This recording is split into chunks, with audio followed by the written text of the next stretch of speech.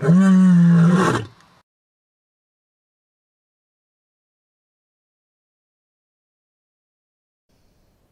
MGTOW Nation. I'm the Surly Curmudgeon, and I'm here to help you. Today I'm talking about birthright marriage. Opposite sex marriage is a birthright of all humans. Same-sex marriage is only a legal right.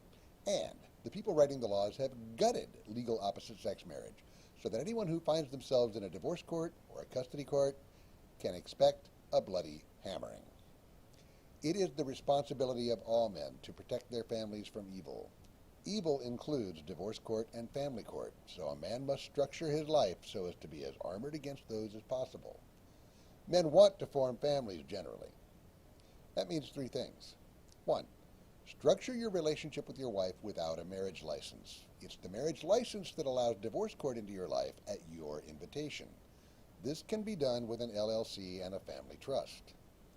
Structure your relationship with your children so that no one else has custody in any legal sense. This can also be done before the children are conceived. Structure your finances so that the money is divided into yours, the family trust, and hers. The family trust pays all the family bills, owns the house, probably owns the cars, prepares for retirement, etc. That puts it at a remove where courts can't get at it.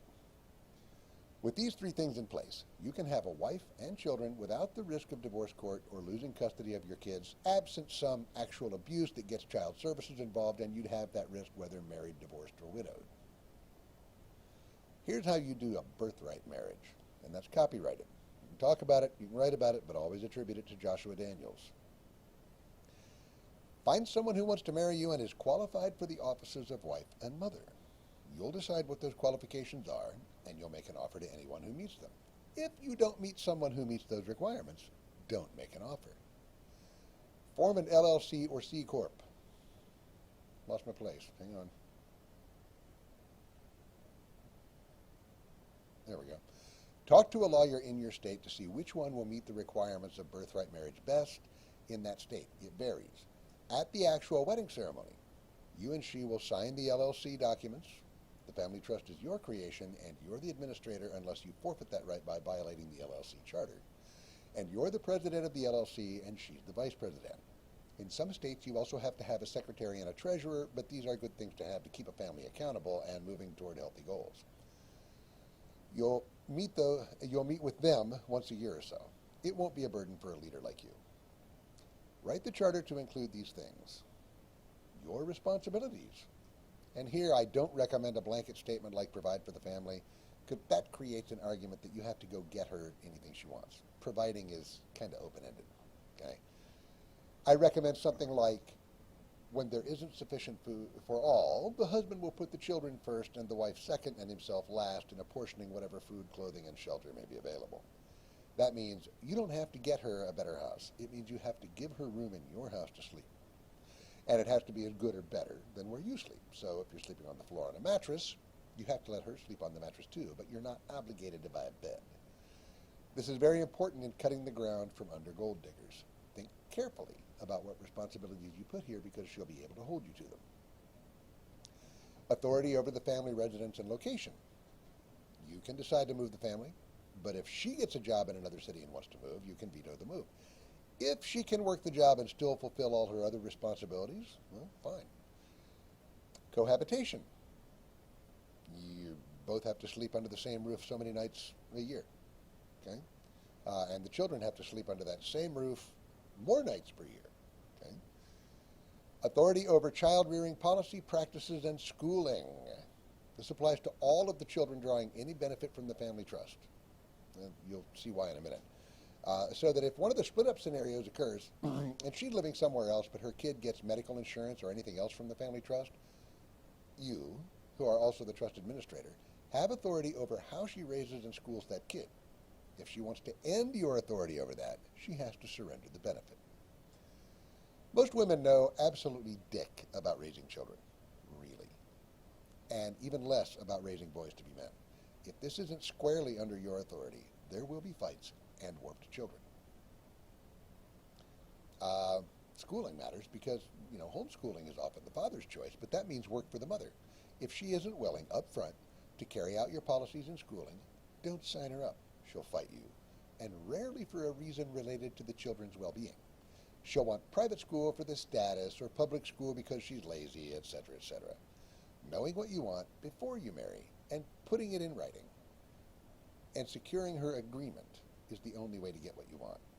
By putting the authority over it in your charter, rather than specifying what type of schooling, if you change your mind or if she persuades you, you can change it without violating the charter.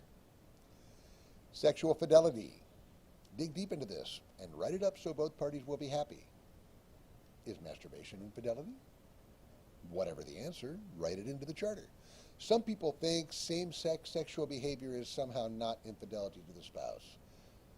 Bestiality? I don't know. All kinds of weirdness out there. I would say no sexual contact with any other living or formerly living being. She can masturbate all she wants, I don't care. Write this part carefully, limiting what must be limited while leaving as much freedom as everyone is comfortable with. All right? Talk to other MGTOWs, talk to me. I'm available. My number's on our websites. Responsibilities have commensurate authority. If one party is unsatisfied with the way or degree to which the other fulfilled their responsibility, their recourse is to negotiate or take the other to the board. More on that later. Example, let's say, she has the primary house cleaning responsibilities, and you think the house is filthy. She's worked on it. She thinks she's done the best she can in the time available with the number of kids constantly tearing it up. Okay? Don't divorce over that. If you can't work it out between the two of you, calmly, take it to the board. Okay? Lay out your side, let her lay out her side. Okay? Same with if she doesn't like the way you're keeping up, maybe the yard is your responsibility. Okay? If she doesn't like the way you're doing that, right? The board matters. I'll get to them in a minute. They're really important here. Her responsibilities. This is where you specify things like engage sexually 6 times per week, 3 weeks per month. Husband to choose the times. I put the word engage in there so she doesn't just lay there and let you. I just can't stand that. Won't put up with it. Don't be shy. Oral, anal, lingerie, heels, whips and chains. What's your hemlock? Okay? If you can't write it down and ask for it out loud, you really don't deserve it, and she won't have to do it. That's the nature of a contract. What it doesn't cover, you're free to do with as you wish. Myself, I don't like cleaning more than anyone else, but I'm fine with equal time spent cleaning. In fact, I prefer a set time like 10 to 2 on Saturday plus half the laundry during the week, and we both work together. See, I'm assuming I'm marrying this chick because I enjoy spending time in her company. And since cleaning has to be done whether you're single or married and whether you stand or sit to pee, I'm perfectly willing to split the work, assuming we're carrying a roughly equal workload of other duties. And that will be written into my charter, assuming I ever marry. Surrogate mother services and egg purchase. Yes, you heard that right. You're going to buy as many eggs from her as you want children for $1 each and pay her $1 to bear them, and the family trust will handle the medical. This, in most states, needs to be a separate contract from anything else. Right? You're going to buy those eggs. The children that come from those are yours. She has no claim whatsoever, even if you live together as husband and wife and they call her mom. Okay? Check with a lawyer in your state. Some states have good surrogacy laws and some don't. Right? You may need to move for this to work, but when you're in a place where it works, you've struck gold. Your kids are yours. She has absolutely no claim on them. Even if she lives with you and they call her mom. Okay? You should put in there that you get to choose which eggs you fertilize, and if one gets fertilized when you didn't plan to, it becomes one of the eggs you bought. Right? So, if you're thinking, 3 kids 2 years apart and you have an accident and you have one early, okay, that should be your kid. Take responsibility for the accident. But also, if you just sign up to buy 3 eggs, and you formalize the birthright marriage, make her part of the LLC, you move in, 3 months later she might say, hey, I've given 3 eggs, 1 a month. And just because you didn't fertilize them doesn't mean I owe you anything more. I'm getting fixed. No. Plan ahead. Plan for the difficulties, not the easy parts. Right? You get to pick which eggs you fertilize up to a certain number of years, after which she's free of childbearing duties. Neither of you want the sword of pregnancy hanging over her head for years and years. And guys and girls, everybody, listen carefully. When a woman is 32 years or older, only 8% of all conceptions result in healthy babies. Get it done early. Okay? Get it done early. And if she's pregnant before, I believe the magic year is 20, statistically she has a much larger chance of having problems because her pelvis isn't quite ready to handle childbearing yet. Okay, so the prime childbearing years are 20 to 25, not any time up till menopause. Uh-uh. Also in your charter will be sperm donor service, right? Suppose you want 3 kids and she wants 4, and so you work it out that the first 2 are yours, right? You're going to buy those eggs and fertilize them. The second 2 are hers. Okay, so she's going to pay you $1 each for sperm donor service, and separate contract, okay, to make it a legal sale. First 2 are yours, second 2 are hers in that arrangement, and you can do the arrangement however you want, right? And that takes care of any custody fights. Now, in good times, you'll just live together as a family with 4 kids. The kids don't need to know anything. If you split up, you have your 2 kids, and she has hers. But this will also form a further bond between you. Right? You're going to love all 4 kids. She's going to love all 4 kids. Right? Knowing if I cheat on this guy, I'm going to lose 2 of my kids, period, right? Is a potent threat. Right? For you, if I cheat on this girl, I'm going to lose 2 of my kids who I love. I mean, period. They're gone. Right? That's a potent threat. And oftentimes, marriage difficulties are actually kind of petty enough that all you need is a potent threat to come up with the backbone to get through them. So those kids, you know, the first 2 were never hers in a legal sense. The second 2 were never yours in a legal sense. Right?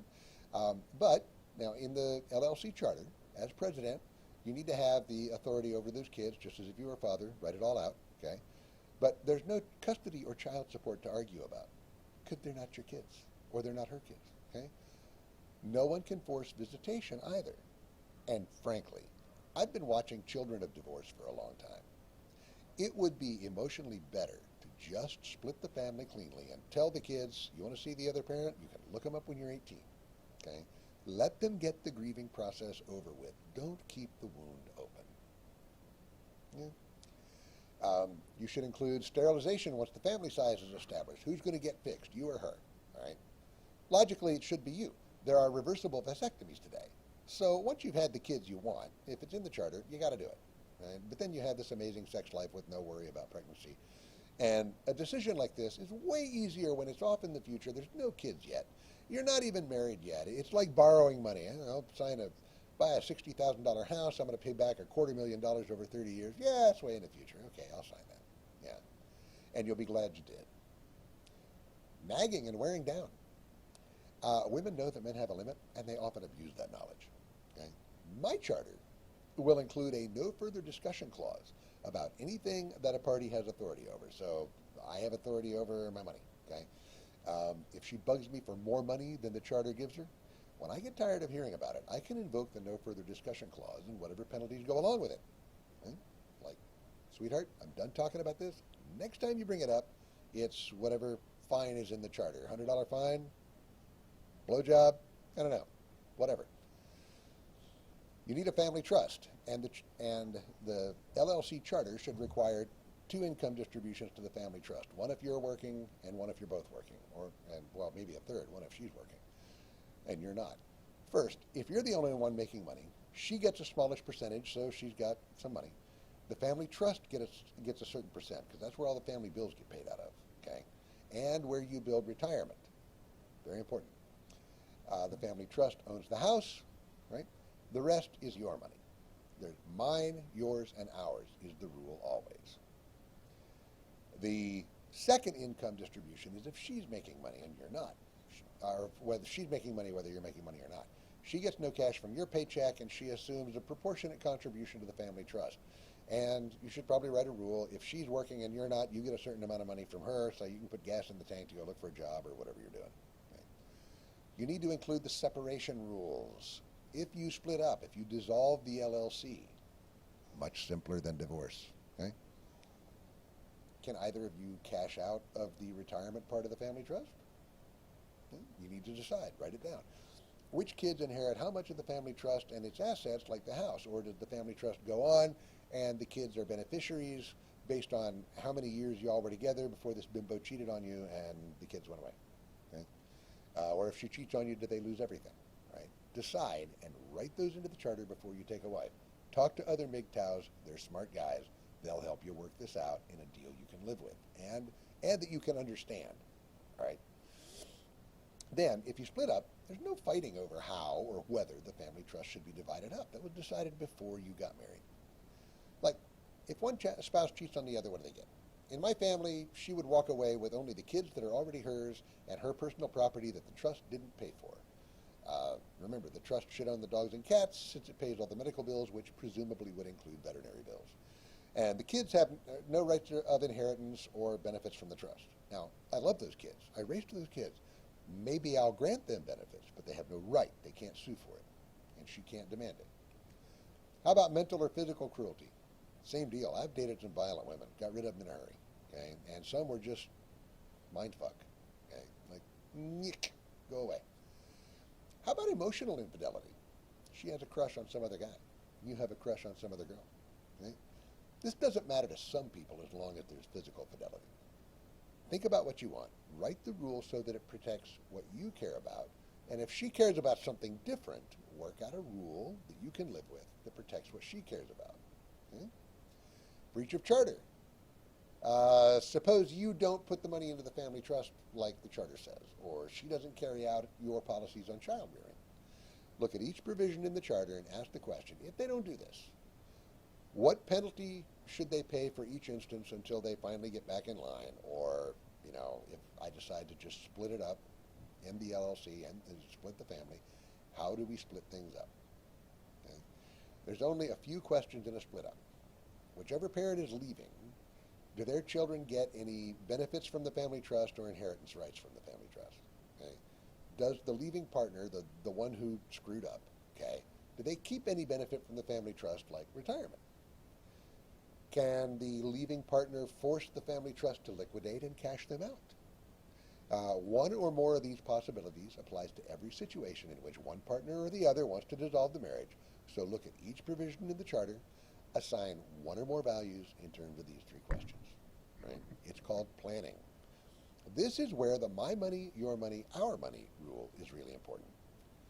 Let's say our kids are grown and gone, we both have money in the bank, and I have a midlife crisis. I go to the local university and screw a sorority, and I get caught because some bimbo videotapes me doing my bing bang bong and puts it up on Twitbook. Okay? All right, let's say I lose my benefits from the family trust, which includes retirement. I get no retirement from the family trust. I lose the right to live in the house, the dogs, whatever. Okay? I have money in the bank. Remember, we've done my money, our money, and her money all along. I knew exactly what would happen to me if I screwed around, and I go down the road kicking rocks. But I have my kids. Those were mine. Nobody can take them from me. I bought those eggs and fertilized them. They're mine. If I try to fight over it, I'll just be wasting time and money. If I sue, she'll show the LLC charter to the judge, tell him it's a lawful contract for sale fertilization of the eggs, and I broke it. The dissolution clause in the contract is legally binding and valid, and he bangs the gavel, and I lose. Okay? This whole thing is set up so that there is no point in going to court. Your rights are defined. The possible screw-ups you can commit are defined. Deal with it. You need a life plan. Now, this is a general thing, and remember, we're always talking about bare minimums in this. All right, what's the bare minimum you can live with? I've never much liked women who stayed home full-time after the kids were grown and gone, and helping raise the grandkids strikes me as kind of a waste of time for a 40-something woman, okay? A life plan covers education, child-rearing scheduling, and career plans. Like, you remember I said the best child-bearing times are between 20 and 25. So a life plan could say after 28, we're not trying for kids anymore, no matter how many we have or don't have. Okay. Just an example. Let's say 3 kids in 4 years. The first 2 are mine. One of them's hers. The last one's hers. And so this is our life plan we're talking about. Part-time school for her while she gestates and takes care of the babies, because you can get amazing amounts of real schooling over the internet. Homeschooling from the time the kids are 4, with each kid earning a college degree by the age of 14. That is ridiculously easy today, really. Then, if she doesn't have her degree yet, she finishes it full time. University of People at uopeople.edu has free tuition. You only pay $100 to take the final exam for each course, so you can get a bachelor's degree for under $4K, and they're accredited. Don't whine about the cost of education. It's out there. The family trust should probably pay for it, but you might negotiate otherwise. Say, no, I'm not paying for your education. Work it out how you and she agree. Now, how many months out of a year do you have to have paid work, paid employment, or be looking for a job 35 hours a week? Now, this is one that uniquely matters to me. I really hate working for other people. Okay? In the last 15 years, there's probably been a total of about 6 years when I didn't work at all because I had money in the bank and I wanted to do other stuff that didn't make money. And I've really enjoyed it. It's been a great way to live. Okay? But that really freaks out some women. Scares them, irritates them, whatever. So if you want something like that, you need something to shut her up. Okay? And a provision in your life plan is the thing to use. It says, look, honey, I've only got to work 10 months out of 12 or 18 months out of 24 or whatever, whatever number you work out. Like, until we reach that limit, you shut up. Deal with it. How about fitness requirements? I mean, if I'm going to keep some chick around, she needs to maintain some level of attractiveness. She probably has the same idea about me. Yeah. So, besides, the family trust pays the health insurance and the medical bills, so if she has to be healthy, there will be more for retirement. If I'm required to be healthy, I mean, for her side, how many lonely old women wouldn't be lonely if their husbands had been required to maintain a certain level of fitness? He'd still be alive. Yeah. Think about what you want for each decade up until you die, and you are going to die. When can you just quit working out? Just decide it doesn't matter anymore. Write it down. Make it part of the LLC charter. And remember, you're writing down bare minimums, not goals or standards of excellence.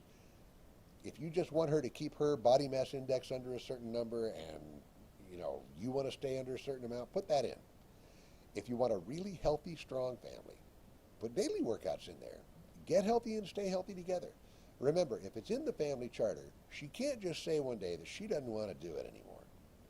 Neither can you, so be careful. Inheritance in case of a breakup. With a family trust, actually what you have is you're a beneficiary. It's not really something you inherit. My dad set up a family trust, and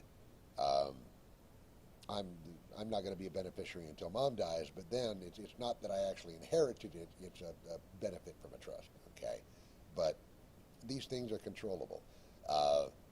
When you split up, you'll already have your money, and she'll have her money, okay? What about the kids?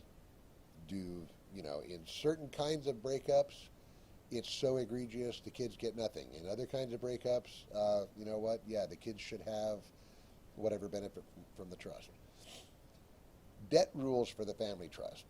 Now, in a marriage, either one of you can borrow any amount of money and the other one has to pay it, right?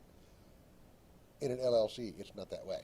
In the family trust, if you borrow money on your personal name, just because you're a member of an LLC doesn't mean she has to pay it. You borrow money, you got to pay it. But what about the family trust? Paying for the house is part of what the family trust does. Are you going to let the family trust borrow money to buy a house? Okay. What percentage of its income should it be allowed to put out in a payment? I say no and zero. My philosophy is you come into the world naked, you leave it naked, and anything you possess between those two times, you're paying rent on. It's all rent. You're not taking it with you when you go. It's all rented. The clothes on your back, the pen in your pocket, they're rented. Okay? So I don't see much of a difference between renting and buying. In terms of long-term financial planning, some people have a different argument. Okay, work that into the debt rules for your family trust. If you're at your debt maximum and she wants a bigger house, you say, well, sweetheart, you gotta do it without increasing debt. So write a book and get a $250,000 advance? Yeah, I don't know. Now, retirement. Set a minimum age or a minimum amount in the family trust, okay, or whatever other requirements you think make a good minimum for the day you get to say, I am so done with this shit. Write it into the family trust. Now, the board. Hey, go away, dog. Go away. Go away. Thank you. Ask several older people who are still on their first marriage to be the board. The group that you and she can put questions to when you have a problem or just can't work something out without dissolving the family, or the LLC, right? Set a rate to pay them for their time, adjusted for inflation. Have a meeting with them at least, every 5 years or so to update them on your progress and problems solved and ongoing, okay? But instead of going to family counseling, you're going to go to these people like a judge, because I've seen so many marital problems that other people had, problems in my own relationships with girlfriends, and it's always simply one person did evil to the other and needs to be rebuked and told to straighten up and fly right. Every stinking time. Old people can do that. They've seen all this crap, okay? You don't need a counselor. You need somebody to tell the offending party to pull their head out of their ass, okay? And with all of the rights of the LLC and the family trust and the kids that they love at stake, that's motivation to pull their head out of the aforementioned ass. You need a court clause. Include a clause that if any member of the LLC or beneficiary of the family trust brings a legal action, then the LLC and the family trust are automatically shut down. And the trust administrator, that would be you, has sole authority over whether any funds get distributed and to whom. And reciprocally, if you bring a lawsuit for whatever reason, then administration of the family trust should revert to her and she gets to decide, okay? The idea here is to make sure that you both have a and the kids have really, really good reasons to stay out of court, because they will lose total control, they'll lose everything. Man. Now, once you have a draft of your family charter written, go and visit some old people who were married for a very long time. Ask them what they thought about. What caused big problems or long-term problems? Some of those will matter to you or your intended, some won't. Put clauses in the charter to address them, establishing minimum behavioral standards, remedies, and penalties. Once you have a charter written and a trust established and you're the administrator, you have a little work to do. First, as part of the trust documents, make it a requirement that you're not allowed, ever, to put your hand to a marriage license. This will help keep you out of temptation. Second, if you haven't found a woman qualified for the twin offices of wife and mother, find one. It will help if you establish those qualifications in writing. Remember, they're bare minima, not a wish list. I'll do a separate article on qualifications of a wife and mother and husband and father. You may or may not agree, but it'll give you a starting point, right? Also, write a list of qualifications for husband and father. If you don't match that list, take steps to remedy that. Right? Set the date and announce the engagement. Now, no one needs to know that it's not the usual form of legal marriage, because it is entirely legal. It's birthright marriage. It's protection under law from violation of contracts is your birthright as an American. If it comes up, you might want to mail out a letter explaining what you're doing so that those who disapprove may choose not to come. Yeah? But you're not going to have a point in the ceremony where you say, if anybody objects to this, let him stand up now or forever hold his peace. Then, have whatever ceremony you like, and do not have a minister or anyone else pronounce you man and wife. For one thing, that's a de facto admission that your word is not your bond, that someone else has to, and this is a legal term, solemnize it, as in make it serious. Don't do it. It's self-castration. The oldest known wedding ceremony is jumping the sword, and that's the one I like anyway. As part of my wedding ceremony, assuming I ever have one,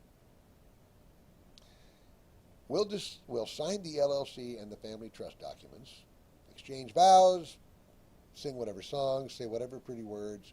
She'll present me with her completed legal name change.